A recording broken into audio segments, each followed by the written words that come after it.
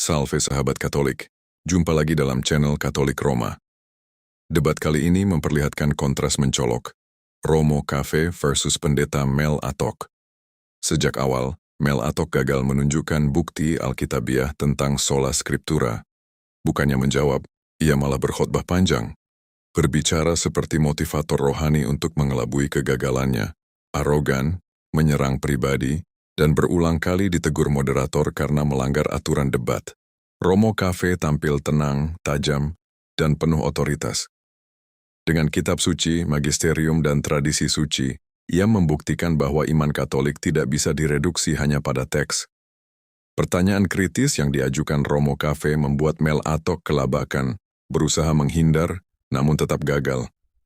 Bukti Alkitabiah yang diminta tak pernah muncul, yang ada hanyalah retorika kosong, jawaban melebar, dan gestur menyerang pribadi. Lebih parahnya, Mel Atok sendiri mengkonfirmasi bahwa akar perpecahan adalah dosa. Dosa berasal dari pembangkangan, dan pembangkangan itu lahir dari ulah iblis, sebagaimana pemberontakan Adam dan Hawa dalam kitab Kejadian. Premis ini jelas, perpecahan lahir dari dosa, dosa lahir dari iblis, maka konklusinya terang bahwa Protestanisme adalah iblis modern. Ironis sekaligus mengerikan, dalam doa penutup ia malah mengajak Allah untuk menjadi bidat sesat. Debat ini memperlihatkan perbedaan nyata. Romo Cafe dengan argumentasi kokoh, sementara Mel Atok hanya berputar-putar dengan retorika rapuh. Pelanggaran aturan debat yang berulang, serangan pribadi, dan doa yang menyesatkan membuat diskusi ini menjadi bukti tak terbantahkan. Kebenaran Katolik berdiri tegak, sementara kebingungan Protestan runtuh di hadapan bukti. Selamat menyaksikan. Menit ini. Oke. Siap. 1, 2, start. Saya dulu nih ya, Bapak Pendeta, jika semua orang percaya menafsirkan sesuai dengan bimbingan Roh Kudus, mengapa ada begitu banyak ribuan denominasi dan ratusan interpretasi yang berbeda? Ya, langsung dijawab. Langsung. Jadi, Ya. Pakai waktu saya sendiri atau lanjut aja nih 5 menit? Saya bikin 5 menit dulu aja. Nanti kalau memang kurang kita tambahkan. Siap. Oke. Jadi Romo, baik. Kalau Romo bertanya, kalau memang orang di menafsir dengan bimbingan Roh Kudus, kenapa ada begitu banyak tafsiran? Ya, di mana-mana ya. Bahkan kita tahu dalam sejarah pun di gereja Katolik ada skisma besar yang kemudian 1054 itu terjadi perpecahan itu karena pasti beda tafsir. Lalu belum lagi di abad ke-16 Martin Luther, seorang Katolik, juga akhirnya beda tafsir dan keluar dan terjadilah Protestan dan sekarang. Dan di dalam Protestan sendiri memang juga ada banyak penafsiran. Itu tidak bisa dibantah. Lalu apakah penyebabnya? Saya percaya bahwa firman Tuhan itu kan kebenaran, Romo. Kebenaran yang berasal dari Tuhan. Maka cara kerja setan itu tidak lain tidak bukan mulai dari kitab Kejadian, ketika mereka menjatuhkan Hawa menggunakan ular, itu kan mereka merubah-rubah firman, Romo. Maka saya percaya sampai hari ini pekerjaan setan itu semakin meningkat, Romo. Yaitu tanpa disadari, mau siapapun dia, mau pendeta kah, mau siapa kah, ketika omong firman. Tunjukkanlah bukti biblis penyebab dari perpecahan, Bapak Pendeta. Oh iya, ini bukti biblisnya. Ya, ayatnya mana? Dalam perjanjian baru, kita fokus di perjanjian baru. Mulai ayat 1, saya buktikan. Di mana akar dari perpecahan itu ada di mana? Siap. Kejadian pasal 3 mulai ayat 1. Ini data tentang setan memakai ular dan menyerang firman. Ya, disinilah mulai ada penafsiran yang kacau balau di sana. Silakan mulai. Bapak Pendeta, pertanyaan saya, kenapa begitu banyak denominasi? Ya, ini cara jawab sistematis, Romo. Ya. Oke. Bapak Pendeta bisa sistematis, saya tidak boleh. Oke, silakan Bapak Pendeta. Tahu langsung di situ. Oke, silakan. Bapak kan bisa sistematis, saya tidak kan ada boleh. lahirnya Romo dulu Perungi dan Cermelek. Oke, Bapak Pendeta. Baik. Silakan. Buktikanlah denominasi lahir dari ini. Oh, gampang itu mah aman. Kita pelan-pelan dulu, Romo. Silakan. Adapun ular ialah yang paling cerdik dari segala binatang di darat yang dijadikan oleh Tuhan Allah. Ular itu berkata kepada perempuan itu, tentulah Allah berfirman, semua pohon dalam taman ini jangan kamu makan buahnya, bukan? Ya, sampai di situ. Jadi di sini sudah kelihatan, Romo, setan itu kerjanya merubah firman. Firman bilang di Kejadian 2 ayat 16-17, semua buah boleh kau makan. Setan rubah kata boleh menjadi jangan. Jadi semua yang suka rubah-rubah ayat itu, suka tidak suka, senang tidak senang, dipakai setan. Itu pasti. Tunjukkan dulu Kejadian 2 ayat 16-17. Itu firman aslinya di situ. Di Kejadian ada denominasi? Nanti kan ini akan Romo. Oke. Tidak, saya mau arahkan Bapak Pendeta supaya fokus sedikit. Oke. Jangan lupa nanti pertanyaan saya tadi. Masa tahu-tahu langsung denominasi. Pelan-pelan, Romo tenang. Terus? Lalu Tuhan Allah memberi perintah ini kepada manusia. Semua pohon dalam taman ini boleh kau makan buahnya dengan bebas. Tetapi pohon pengetahuan tentang yang baik dan yang jahat itu, janganlah kau makan buahnya, sebab pada hari engkau memakannya pastilah engkau mati. Iya. Jadi Romo sebenarnya secara eksplisit kata denominasi itu kan tidak ada di dalam Alkitab. Lalu jadi banyak penafsiran itu secara eksplisit tidak ada, tapi dengan data-data seperti ini, lalu misalnya ayat seperti 1 Yohanes 4 mulai ayat 1, di mana nabi palsu mulai banyak di mana-mana membawa pengajaran-pengajaran sesat. Nah, saya percaya nabi-nabi palsu ini, saya tidak membantah Romo, bahwa bisa menunggangi denominasi-denominasi, bahkan sekolah-sekolah teologi ya Romo. Bisa tunjukkan nabi-nabi palsu yang menafsirkan itu zaman sekarang? 1 Yohanes 4 loh, ayat 1. Siapakah zaman sekarang yang dikategorikan sebagai nabi palsu? Baca ayat dulu tuh Romo.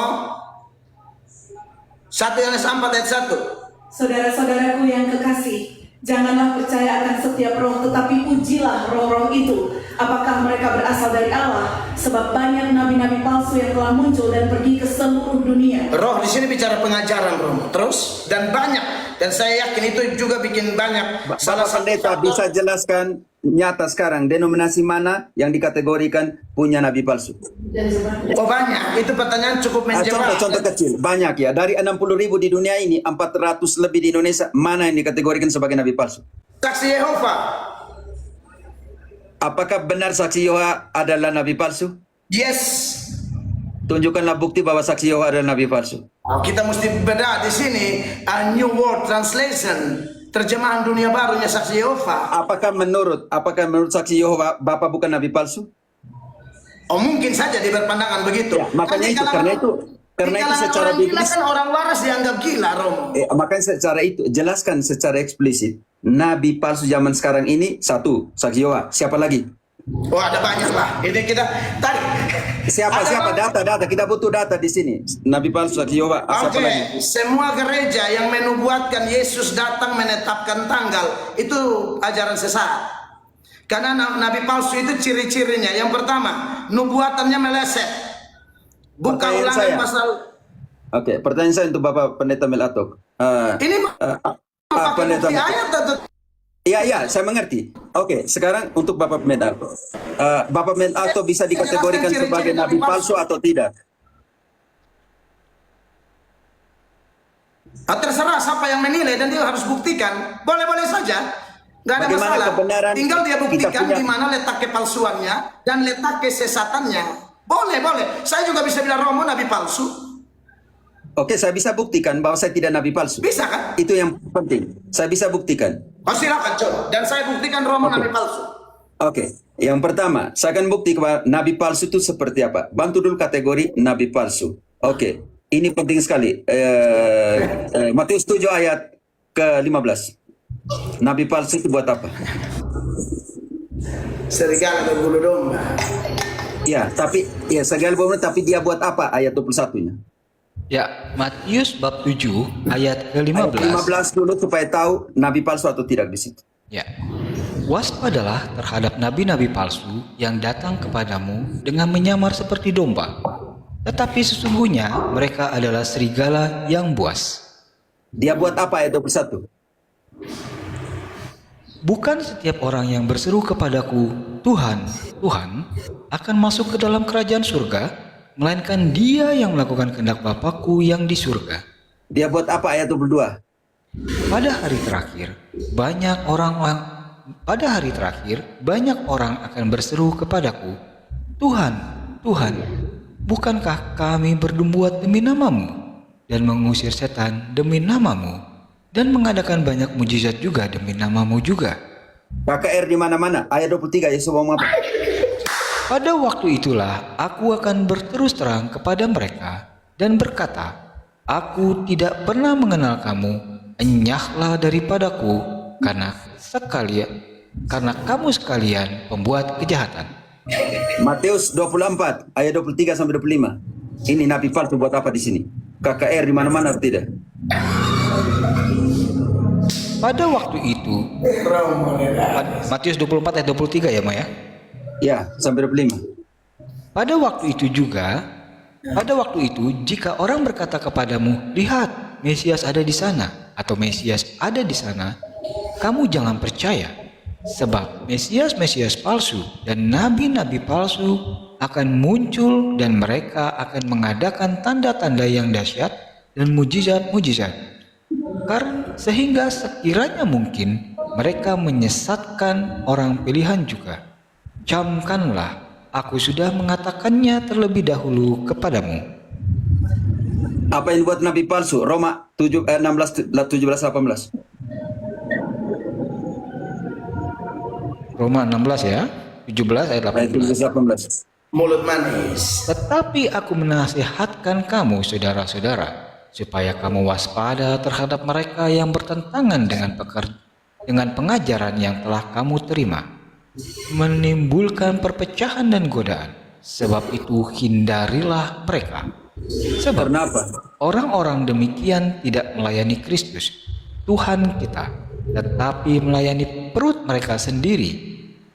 Dan dengan kata-kata mereka yang muluk-muluk dan bahasa mereka yang manis, mereka menipu orang-orang yang tulus hatinya. Ajar yang membuat perpecahan karena perut membuat perpecahan. 1 Timotius 6 ayat 5.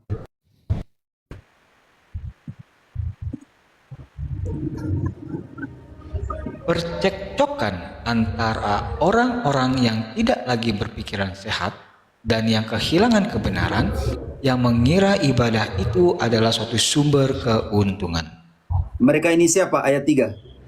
Oke.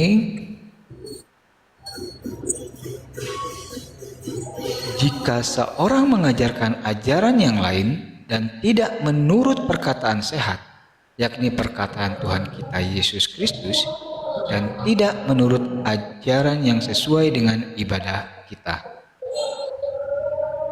Lanjut Romo, sampai itu ayat-ayat Romo mau peruntukan untuk siapa? yang tadi apa yang dibuat oleh nabi palsu. Itu yang saya omong. Jadi siapa? Kalau saya tanya balik, Romo konteks sekarang siapa? Ya, makanya tadi saya menjelaskan bahwa saya tidak itu. Ini kan pertanyaan saya kan, Bapak Pendeta tanya itu. Saya tidak melakukan itu. Saya tidak melakukan itu. Kan tanya saya tidak melakukan itu. Petrus sesat. Yang melakukan itu siapa? Petrus khotbah KKR tuh 3.000 orang. Yang tidak, yang zaman sekarang. Saya tidak tanya zaman lalu. Baik. Berarti Apakah tidak zaman semua sekarang? KKR itu sesat, Romo. Siapa yang zaman sekarang melakukan itu? Ya Siapa yang siapapun zaman sekarang melakukan menjual KKR, firman tapi tidak Allah? memberitakan Injil, melakukan KKR hanya cari keuntungan, melakukan KKR lalu pamer mujizat palsu, melakukan KKR lalu ajaran-ajaran sesat, itu memang nabi palsu, Romo. Tapi Itu ada di Romo jangan Katolik, mengeneralisasi itu ada di semua Katolik KKR atau di itu sesat. Protestantisme. Itu ada di Katolik atau di Protestantisme. Oh, saya pun teman-teman Katolik KKR, Romo. Saya Pater Bernaberu almarhum, kami dua pembicara KKR, Romo, di NTT. Kalau ibadah oikumene Protestan Katolik, pembicaranya almarhum Pater Bernard dan juga saya. Saya juga pernah ber-KKR. Kakak saya Romo Maxi Unbria, kita dua khotbah, Romo. Jadi Satunya khotbah. Satunya khotbah. Romo. Satunya khotbah, menyembuhkan, mengusir roh jahat dan semuanya itu. Buktikan Orang secara Katolik biblis. banyak doa penyembuhan. Jangan dulu bilang Katolik, buktikan itu. Apakah sungguh-sungguh pelayanan, pewartaan yang keluar oleh di dalam Protestantisme itu siapa yang mengutus secara biblis? Kita ngomong soal skriptura loh. Pengutusan Saya di dalam percaya. Protestantisme itu datang dari siapa? Kembali kepada topik kita, sola scriptura. Ya, sola Alkitab scriptura. kan sudah Sola scriptura. menubuatkan. Di mana Sudah menubuatkan, Alkitab tidak? Di mana Alkitab mengutus Bapa untuk jadi pewarta? Sama? Saya, Alkitab utus saya. Iya, di mana Alkitab? Karena soal Skriptura, di mana Alkitab mengutus Bapa jadi pewarta? Iya, terus. Tunjukkan ayat, pendasaran ayat, di mana Alkitab mengutus Bapak Pendeta untuk jadi pewarta. Ya itu kan terlalu berlebihan, Romo. Bukan berlebihan, tunjukkan secara biblis. Terus bilang, Melato. Makanya tunjukkan secara biblis atau yang mendekati itu, bahwa di dalam Protestantisme pendeta-pendeta diutus oleh kitab suci atau dimeteraikan oleh kitab suci, dan saya akan menunjukkan dimeteraikan oleh apa para pelayan perjanjian baru ini. Siap. Jadi Romo, tugas memberitakan Injil itu seturut amanat agung, the Great Commission dalam Matius pasal 28 ayat 19 sampai 20 itu kan bukan hanya tugas rohaniwan. Itu kepada para rasul atau kepada para pendeta? Romo, di situ itu kepada para rasul? Itu kepada para rasul? Ya kepada para rasul, diberikan kepada para rasul. Ayatnya lengkap, tolong baca dulu Matius 20:28. Tadi Romo sudah banyak baca ayat, saya buktikan dengan ayat sekarang bahwa yang menginjil di dalam Alkitab bukan cuma nabi atau rasul, jemaat biasa yang dimeteraikan dengan Roh Kudus, yang dilahirbarukan oleh Roh Kudus. Mereka juga memberitakan Injil karena mereka diberikan otoritas oleh Tuhan. Jadi mana ayatnya? Bapak Pendeta Melakukan mana ayatnya? Nabi atau rasul, mana ayatnya? Tuhan yang adalah jemaat awam. Mana ayatnya? Mari mana ayatnya? Matius 28 ayat 19-20. Perhatikan. Baca dari 15 supaya tahu siapakah mereka. Tunggu. Saya langsung pendek aja. Ada yang mau saya persoalkan. Baca dari 15 supaya tahu siapakah mereka. Ini kan bagian saya. Ini bagian saya. Jadi saya kasih Romo, tenang Romo, baca ayat-ayat tadi. Banyak-banyak saya diam nonton kok. Romo diam dulu. Ini debat terbuka, ya. Ini debat terbuka tidak apa. Oh iya, justru itu. Jadi debat terbuka kita dua-dua ngomong begini kan. Orang mau dapat pesan apa? Walaupun debat terbuka satu ngomong satu diam lah. Dibacakan saja ayatnya, dibacakan saja ayatnya, silakan. Ya, Matius pasal 28 ayat 19-20. Karena itu pergilah, jadikanlah semua bangsa muridku, dan baptislah mereka dalam nama Bapa, Anak, dan Roh Kudus. Sampai di sini saya setuju bahwa ini diberikan pertama-tama kepada rasul-rasul saja. Tapi yang saya mau persoalkan pesan lanjutan dari Yesus. Lanjut. Dan ajarlah mereka melakukan segala sesuatu. Sampai di situ. Dan ajarlah mereka melakukan segala sesuatu yang kuajarkan kepadamu. Segala sesuatu. Di antaranya apa? Memberitakan Injil. Makanya nanti kalau kita lihat, ketika terjadi penganiayaan di Yerusalem, di situ gereja berdiaspora.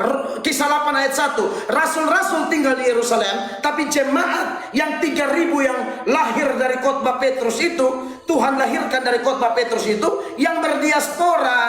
Jadi umat biasa juga harus bisa memberitakan Injil asal Bapak Pendeta, Bapak Pendeta, pertanyaan selanjutnya. Dikatakan semua perintah segala sesuatu harus diajarkan.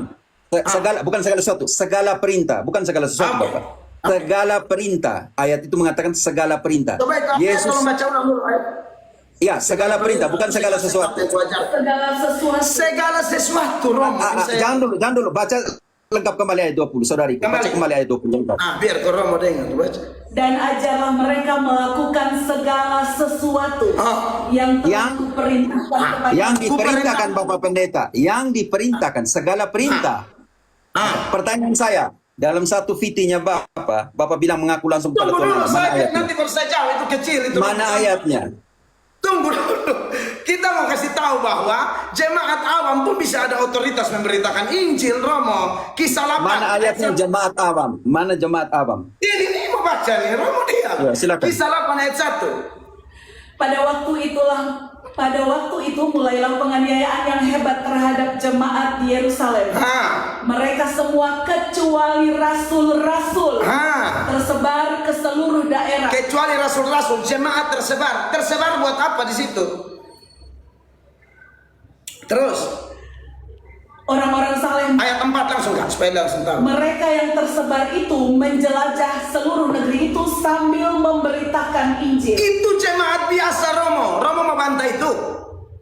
Jadi kalau misalnya pandangan Romo harus yang habiskan. Oh, di Kristen tidak perlu. Asal kau lahir baru, kau mau dibimbing, kau boleh cari jiwa di kampus, Oke. di pasar, di mana. Pendeta, boleh. Nah, pendeta. mau tanya tadi, Bisa- PT saya apa? Sekarang kompilasi, tunggu dulu. Dalam ini masih tentang Yakob, tolong bantu Efesus 4 ayat ke-11.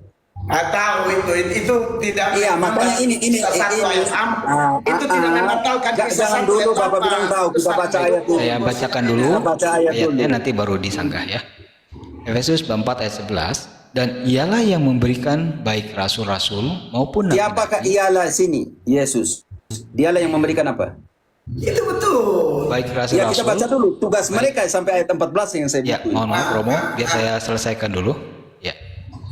Efesus bab 4 ayat 11, dan ialah yang memberikan baik rasul-rasul maupun nabi-nabi, baik pemberita Injil maupun gembala-gembala dan pengajar-pengajar. Silakan Romo. Itu leadernya. Oke, lanjut sampai 14. Tugasnya untuk apa? Mereka 5 ministerial ini untuk apa tugasnya? Oke. Untuk melengkapi orang-orang kudus dari pekerjaan pelayanan bagi pembangunan tubuh Kristus. Pekerjaan pelayanan. Kita Jangan dulu semua pendeta. Ada 4 tugas di situ. Jangan dulu potong Bapak Pendeta. Iya. sampai Tidak ada kita masalah dengan semua. ayat.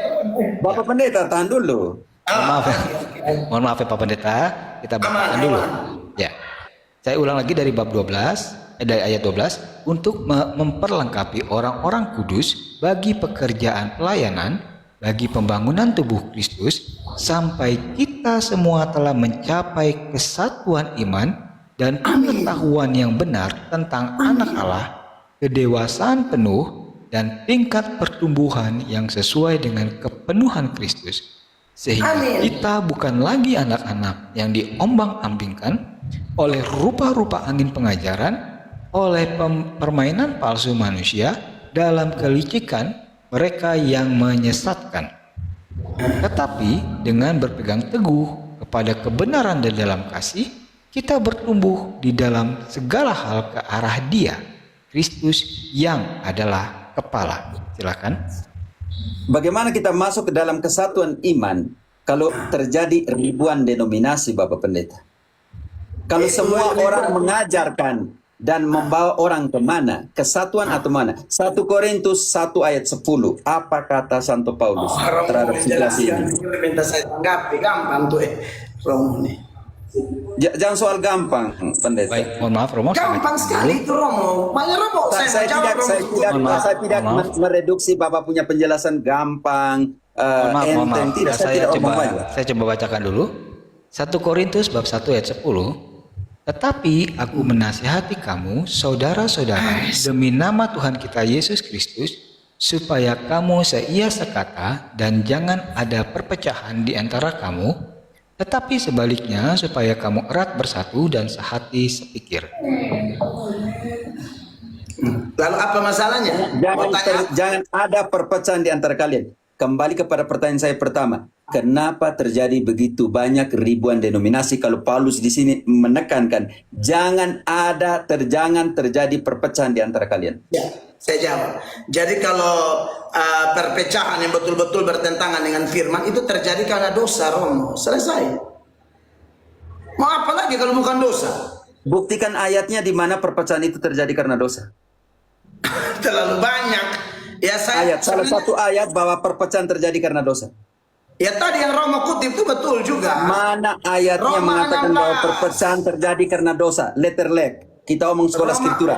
Mana terjadi karena dosa? Dosa, kata dosa. Perpecahan terjadi karena dosa. Romo terlalu berlebihan itu. Tadi Tidak bisa begitu kita berlebihan. pakai tanya standar yang Bukan begitu ke berlebihan. Romo bilang Saya tidak bisa berhadapan dengan jawab. sola skriptura. Tunjukkanlah bahwa perpecahan terjadi karena dosa. Mana ayatnya? Iya, dosa itu menyebabkan orang melanggar hukum Allah, Romo. Bapak Pendeta tunjukkan ayat dulu perpecahan terjadi karena dosa. Ya kalau yang tadi 1 Korintus Mana ayatnya yang mengatakan bahwa perpecahan terjadi? dosa, Romo. Mana ayat yang mengatakan perpecahan terjadi karena dosa? Dosa karena dosa. Tunjukkan ayatnya Bapak Pendeta. Iya, dosa ini, Romo. Apakah ada di dalam kitab? Karena ini dapat terbuka tidak Pak? Karena tunjukkan apakah ada di dalam sola skriptura. Bapak bilang harus ada tertulis. Apakah ada di dalam kitab suci bahwa perpecahan terjadi karena dosa? Tunjukkan ayatnya. Romo, dosa itu kan Mana melanggar ayatnya, hukum Bapak Pendeta? Allah. Saya butuh Jadi, ayatnya. semua perpecahan yang bertentangan dengan firman, mulai dari Kejadian sampai Kain bunuh Habel pun itu gara-gara dosa. Itu jelas di sana. Mana ayat di dalam denominasi dan perpecahan karena dosa? Saya butuh ayat jika saya berhadap dengan saudara Scriptura. Semua ini kembali kepada Alkitab. Bukan. Perpecahan karena dosa. Tafsir yang kacau dan Tunjukkan ngawur. ayatnya, Romo karena punya saya tafsir kacau dan ngawur. Kita tanya Romo, Romo tidak bisa menjawab. Padahal ada kaitan dengan tema. Sekarang Romo moderator pakai kata dosa. keberatan. Moderator Ya. keberatan. Ya, Apakah saya pernah mengatakan Bapak Pendeta Melato Tafsir Ngaru dosa. sedang ngawur dan kacau? Salah satu Baik, contoh tidak pernah bahwa menggunakan dosa Kain menyebabkan dia bunuh Habel. determinasi etika. Perpecahan sudah terjadi Determinasi dari kitab etika, Kejadian. moderator. Maka semua Sudah berapa perpecahan kali ngawur yang dan kacau? terjadi Sudah per 5-6 hari kali ini, Romo, digunakan kata yang yang sama. kemudian tidak sesuai dengan firman alias bertentangan dengan firman, itu adalah dosa.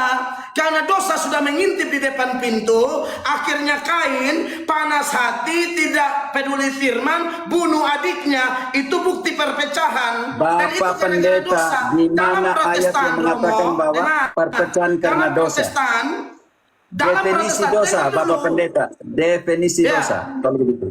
Apa itu dosa Hamartia. menurut kitab suci? Dosa itu artinya kepasifan terhadap kebenaran, Di keaktifan terhadap mana, di ketidakbenaran. mana ayat yang mengatakan dosa karena kepasifan terhadap kebenaran? Mana ayatnya? Yeremia 4 ayat 22. Oke. ya. Dosa adalah Sebelum dibacakan, mohon maaf para narasumber, Pak Pendeta dan Romo Cafe, untuk diusahakan untuk menghindari hal-hal yang seperti terjemahan ngawur atau hal-hal yang sedikit merendahkan atau tidak ada membuat yang orang pakai terjemahan Ngawur, penafsiran kacau, saya pikir ini Ya, kita punya mungkin hal level itu bisa akademis dihindarkan. berbeda, ya. Mungkin hal itu Level bisa akademis dihindarkan. berbeda. Ada etika akademisnya. Ya Romo ngotot di mana dosa, di mana dikatakan. Tetapi Ada saya data tidak eksplisit, pernah data menyerang implisit. pribadi Bapak Tradisi sebagai ngawur ngawur, aja Romo bisa kacau. pakai itu masa data implisit. Mohon maaf Pak Pendeta Saya Melatok, emosi, Kak, Bapak kalau Pendeta. Pak Tidak Pendeta saya emosi, Melatok Kak.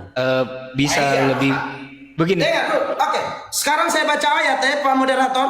Ya, tapi sebelum baca ayat, bisakah nanti habis ini dilanjutkan tanpa merendahkan atau kata-kata yang menyerang Tidak ada yang pribadi? merendahkan. Karena Romo dipancing-pancing tadi bilang ini itulah segala macam. Oke, Yeremia 4 ayat 22. Romo dengarin. Sungguh bodohlah umatku itu. Sungguh bodohlah umatku itu. Mereka tidak mengenal aku. Ya, Mereka adalah anak-anak tolol tolol. dan tidak mempunyai pengertian. Ya, Mereka pintar untuk berbuat jahat, itulah dosa. tetapi untuk berbuat baik mereka tidak tahu. Jadi kalau buat jahat pintar, buat baik bodoh. Yesaya 5 ayat 22. Dunia terbolak-balik, pahit mereka bilang manis, manis mereka Definisi bilang pahit. dosa, definisi dosa yang saya minta, definisi dosa. Iya, Karena dosa Bapak bilang itu tadi adalah perpecahan karena dosa. Dosa itu kepasifan apa? terhadap kebenaran, keaktifan mana terhadap dikatakan? ketidakbenaran. Makanya di Yeremia Pendeta 4 ayat Melato, 22 ingat, engkau bilang mereka kepasifan pintar terhadap bikin kebenaran jahat adalah dan dosa. bodoh bikin baik. Itu namanya kepasifan. Di mana terhadap dikatakan kebenaran dosa, dan keaktifan definisi menurut terhadap Pendeta kebenaran. Melato, Dari dosa kata Ibrani adalah kata, kepasifan, dari kata Yunani hamartia, meleset dari kepasifan sasaran, terhadap tidak sesuai target Tuhan. di mana dosa dengan definisi kepasifan terhadap itu? Mana definisinya? Nah, Romo di sini Romo ini kelihatan tidak tahu cara tafsir. Oke, sekarang saya akan mendefinisikan apa itu dosa. Yakobus, bantu dulu Yakobus 1 ayat 13 sampai 15. Dari Saya sejak akan awal saya sudah mendefinisikan bilang bahwa saya akan mendefinisikan dengar, akar sejak dari awal dosa. saya sudah bagaimana? bilang bahwa Bantu sola dulu. scriptura kami tidak anti dengan tradisi, tidak anti dengan konsili, tidak anti dengan apapun selama tidak tabrak firman Allah. Ya, Bapak Pendeta Tritunggal tidak pun memberikan ada secara definisi. Yang eksplisit pertama, di Alkitab. Tapi Katolik dua percaya hal. Tritunggal tidak. Bapak Pendeta mengatakan bahwa perpecahan karena dosa. Yang kedua, dosa adalah kepasifan dari apa? Tidak dijelaskan. Sekarang Yakobus 1 ayat 13 sampai 15 mendefinisikan apa Ya, penyebab dari elah, itu dosa. pasti omong pencobaan dari setan. Tahu Tidak. ngerti itu ya? Saya pikir Yakob Ayat-ayat kembali Romo tadi Kudus, saya yang tahu ketujuh semua, kali, yang ketujuh kali ini sudah saya hitung yang ketujuh kali. Kembali lagi, anggap enteng, tidak anggap orang dan sebagainya. Bukan, memang tafsiran Romo. Tidak, Baik, Bapak baik, Pendeta. baik. Ini Baik, secara baik. etika Mohon maaf, mohon maaf, tidak mohon baik. maaf. Maaf ya Bapak Pendeta, tidak baik maksud saya. Saya pikir Bagaimana Romo daripada dapat Romo tidak terjadi di memulangkan sini itu karena tidak sudah baik, saya Ya. cancel.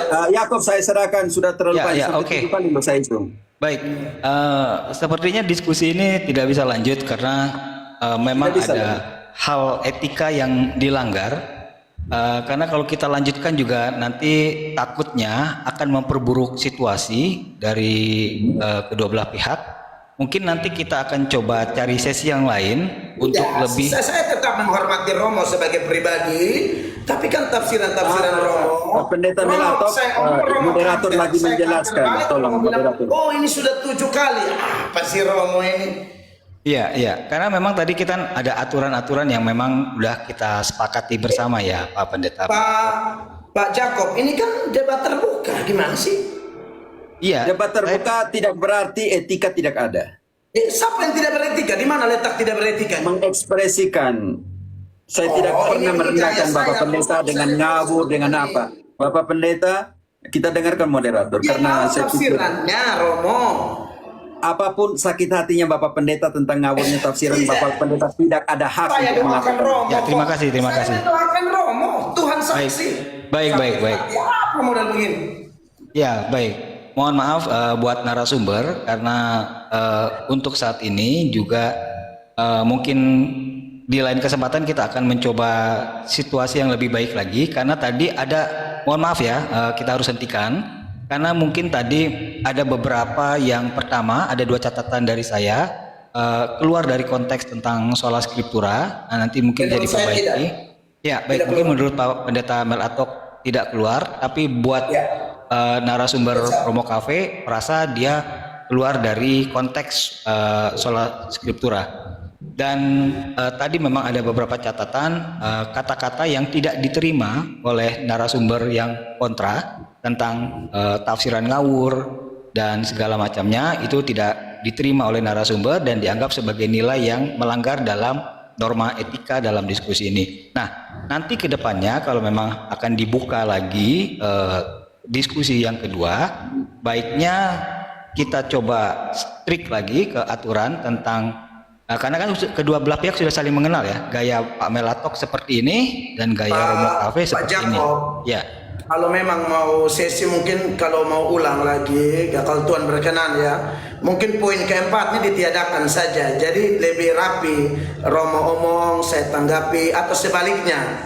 Karena tadi kalau saya lagi ngomong, Romo omong, sedangkan saya ini yang ada di sini belum keluar semua, Romo sudah tatap. Jadi saya harus ngomong, jadi kelihatan kayak ribut aja, sebenarnya tidak juga. Ya, baik. Kalau ke depan mungkin sesi aman. Pendeta mungkin bisa Melatok, dipakai. Pendeta Melatok, ini sesi untuk itu.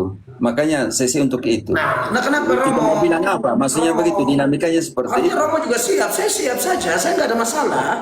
baik, Ya, baik, saya baik. tidak ada Bagian saya- persoalan dengan itu, Pendeta Melatok. Saya tidak ada persoalan dengan itu. Walaupun ketika 3 pertanyaan pertama Pendeta Melatok jawab, saya tahan diri walaupun saya satu orang yang suka potong. Saya tahan diri untuk tidak potong karena saya Harusnya di menghormati. sesi 4 tadi Romo hantam saya. Tapi iya, saya satu orang yang bukan untuk itu karena kedewasan akademis bukan ada di situ. Ya, yang kedua, tetapi baik. ketika Itu nggak usah debat, ketika Bapak Pendeta melakukan pertanyaan, saya sedang melakukan elaborasi jawaban Bapak Pendeta dengan gestikulasi.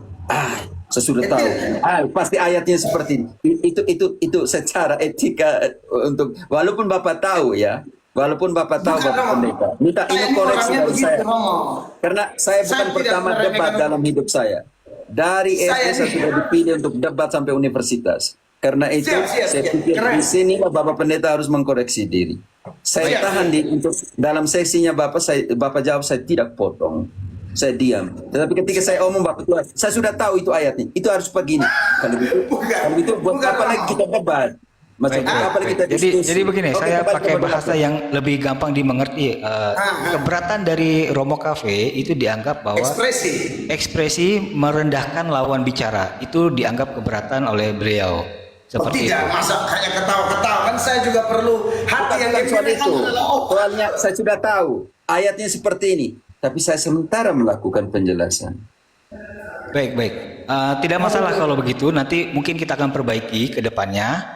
Untuk saya akan tadi ada masukan dari Pendeta Melatok supaya tidak ada debat terbuka. Jadi cukup tanya jawab saja supaya tidak ada kelas ke depannya. Jadi nanti sesi tanya jawabnya lebih rapih lagi, lebih teratur lagi, lebih sistematis lagi, dan diharapkan jawaban-jawabannya tidak keluar dari intisari esensi ini. Ya. Mungkin 3 menit mau disampaikan dari Pendeta Melatok dan Romo Cafe sebagai Romo penutup. duluan. Silakan. Oke. Romo duluan. Bacalah kitab suci supaya mengenal kebenaran. Tetapi hidupilah kitab suci supaya menjadi kudus. Telitilah kitab suci menurut Kisah 17 ayat 11 agar kita tahu mana yang benar seperti apa. Tetapi terima kasih ya Bapak Pendeta Mel Atok telah menyiapkan room seperti ini, walaupun di video-video menyerang dan semuanya, tapi saya bagian dari kedewasaan untuk menanggapi hal-hal seperti ini. Dan untuk semua Protestan yang lain, saya mau katakan bahwa saya tidak pernah membenci kalian. Doktrinnya, idenya itu kita uji secara biblis, tetapi orangnya tetap disayangi. Kenapa Paus Fransiskus bilang begini? Sebelum jadi sangat spiritual, jadilah sangat manusia. Karena itu saya pikir ini adalah pembuktian kepada orang-orang Indonesia bahwa kedewasaan dalam diskusi juga butuh itu. Karena saya di sini dari 2011 dapat langsung di kultusnya Protestan dengan pendeta-pendeta, dan itu tidak punya masalah tanpa ad hominem, tanpa apapun. Saya pikir ini juga harus menjadi kedewasaan dari teman-teman kita di Indonesia, bagaimana kalau diskusi formal itu tanpa merendahkan, tanpa mengatakan ini begitu. Dia tetaplah dalam konsistensi dalam ideamu. Yang kedua, saya anjurkan bahwa kalau kita omong tentang sola scriptura, tetap dalam jalurnya sola scriptura. Karena itu 2 pertanyaan dari Bapak saya tolak. Kenapa? Karena sudah tidak sola scriptura. Itu menjadi persoalan. Oke, terima kasih. Baik, terima kasih Romo Cafe. Silakan Pak Pendeta Mel Atok sampaikan. Siap Romo Cafe dan Pak Jacob dan semua kawan-kawan yang nonton, baik Katolik teristimewa, Katolik dan juga Protestan, semua adalah saudara saya. Terima kasih buat masukan-masukan yang ada. Saya sangat menghormati itu. Walaupun saya sendiri punya pandangan yang berbeda, bahwa saya merasa pertanyaan-pertanyaan saya sudah sesuai topik, tapi kalau Romo bilang tidak, ya saya hargai apa yang Romo katakan. Dan kemudian memang seperti yang Romo bilang tadi, memang perpecahan itu ada di mana-mana, dan itu tak terhindarkan karena banyak data-data kitab suci yang juga bersinggungan dengan itu. Dan mungkin lain kali kalau kita diskusi lagi bahwa ada data-data yang kita lebih spesifik seperti yang Romo dan Pak Jacob bilang. Tapi ya pada dasarnya kita memang harus kembali kepada firman Allah. Sebaiknya kita hidup rukun, bersatu, bersaudara seturut Mazmur 133 itu. Dan juga ya kiranya Tuhan menolong kita menjadi jawaban dari doa Yesus di Yohanes 17, di mana Yesus bilang biar kita menjadi satu, supaya dunia melihat kita bersatu dan dunia percaya. Dan saya tunggu ini, ya. Ini apa dia mau minta? Beta dan sini kok.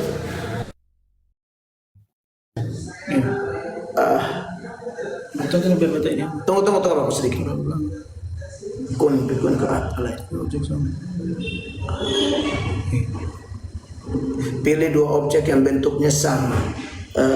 Mana nih? Oh ini. Oh ya, itu kalau untuk geser saja, Pendeta. Siap. Iya, jadi kembali Bapak Yakob dan Romo Cafe.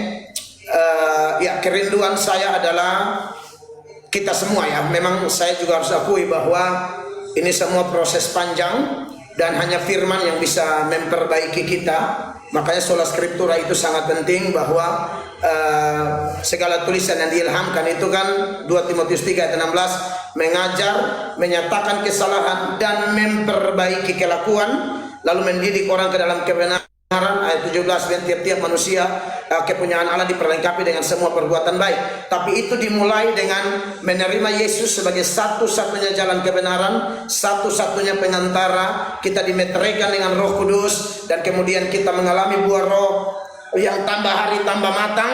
Selagi di dunia ini kita belum sempurna, kita akan sempurna di sorga. Seturut Ibrani 12 ayat 23, dan di sini memang besi menajamkan besi, orang menajamkan sesama, tapi yang paling utama firman Tuhan menjadi otoritas tertinggi kita. Tuhan Yesus memberkati Romo dan juga Pak Yakob dan kawan-kawan baik Katolik Protestan yang ikut dalam live ini. Tuhan berkati. Salam. Salam, Salve. Ya, terima kasih untuk Pendeta Melato, Romo Cafe. Mohon maaf kalau ada kekurangan, dan mohon maaf juga diskusi ini tidak bisa dilanjutkan karena memang ada beberapa violence atau pelanggaran dalam poin-poin yang sudah kita sepakati. Mungkin besok atau kapan-kapan jika ingin dilakukan, kita sepakati benar-benar poin demi poinnya. Mungkin seperti tadi ada keberatan Yang jika pasti diadakan aja. Ya, boleh. Debat terbuka mungkin ditiadakan. Nanti kita harus susun lagi formatnya. Kita harus strict pada esensinya ya. Jadi supaya tidak keluar. Memang kalau sola scriptura harusnya kita membaca, bertahan pada di luar sola scriptura itu tidak bisa, tidak dianggap kebenaran. Seperti mungkin tadi Pak Pendeta Melatok bilang tradisi dan magisterium, mungkin Pak Pendeta lebih membantah hal itu. Seperti itu dibandingkan membahas tentang devosi atau doa. Kalau memang mau bahas tentang devosi dan doa, kita bisa buka tema khusus untuk hal dalam hal itu. itu. Nanti kalau saya bicara lagi panjang. Iya. Jadi sebaiknya kita closing. Kita closing saja. Baik, mohon maaf ya jika ada kesalahan-kesalahan. Baik, kalau begitu saya pamit Pak Pendeta Melato. Saya berdoa dulu tadi. Oh iya, berdoa penutup. Doa penutup, silakan. Saya doa tutup kalau mau. Doa tutup. Sialah, kau punya tugas sekarang. Kita Oke. berdoa. Tapi tapi engkau tetap Katolik, saya lihat cara berpikir. Doalah seperti yang ada dalam hatimu. Karena di dalam Mari kita di dalam Filipi 2 ayat 5, kita berdoa. milikilah perasaan dan pikiran Kristus. Oke. Kita berdoa. Baik, kita berdoa. Bapa di sorga, segala puji, hormat, pengagungan bagimu Allah, pencipta langit dan bumi. Kami semua orang berdosa, tapi karena belas kasihan-Mu kami diselamatkan, kami dituntun, kami ditolong melewati berbagai proses, pengalaman, kisah, termasuk peristiwa hari ini, di mana atas izin Tuhan hamba bisa berdiskusi dengan anak-Mu Romo Cafe. Tuhan, kebenaran sesungguhnya dari Tuhan, bukan dari hamba atau dari Romo atau dari manusia siapapun. Oleh karena itu Roh Kudus pimpin kami supaya kami tetap menghormati, menjunjung tinggi kitab suci sebagai otoritas tertinggi. Bapa di sorga, Tuhan memberkati Romo di Kolombia, beri anakmu sehat, kuat, dan biar dalam live anakmu yang lain Tuhan pakai anakmu untuk menyuarakan kebenaran yang sejati, yang kiranya membawa banyak orang datang kepada Tuhan Yesus. Itu kerinduan kami. Begitu pula hamba. Kami semua tidak layak, tidak pantas, tapi Tuhan luar biasa buat anakmu Bapak Jakob. Tuhan berkati anakmu dalam usaha pekerjaan, apapun yang kami gumuli. Kiranya Tuhan beri kami sehat, kuat, terutama iman kami betul-betul ditujukan kepada Tuhan. Kerohanian kami semakin hari semakin murni di hadapan Allah. Ini doa kami, ampuni salah dosa kami, demi nama Tuhan Yesus kami berdoa. Amin. Amin. Terima kasih. Oke. Terima kasih. Daro. Pamit ya Oke, Pak Pendeta. izin pamit ya Pak Romo. Pendeta. Terima kasih. Ya, terima Selamat kasih. Romo. Selamat siang. Dah.